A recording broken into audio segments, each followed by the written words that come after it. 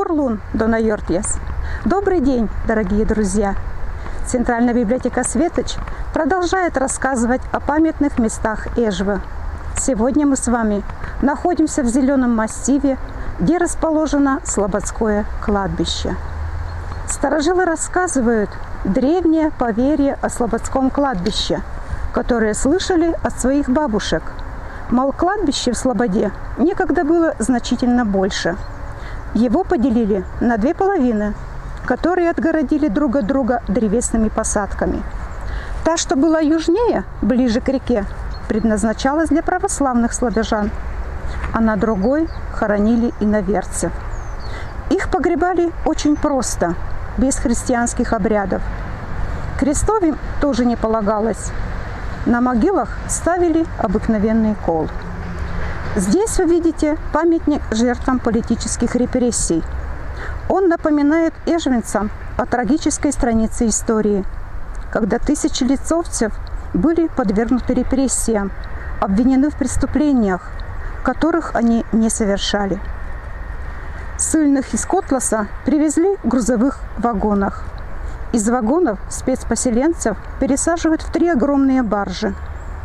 Самое большое количество ссыльных – 365 человек. Это около 100 семей. В июле 1941 года были размещены в спецпоселок Слободской Рейд, который находился на левом берегу реки Вычегды, примерно в 6 километрах к северу от села Слобода. Спецпоселенцы работали на лесосплаве. Умерших хоронили на кладбище села Слобода. Специального участка для их захоронений не выделяли. 31 июля 1990 года был установлен обелиск, выполненный в форме, напоминающей очертания Литовского собора, разбитого на фрагменты.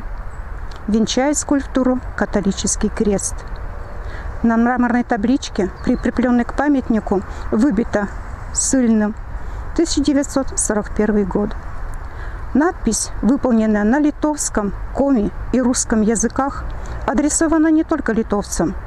В безымянных могилах старого кладбища поселка Слобода покоятся поляки, немцы, евреи, украинцы.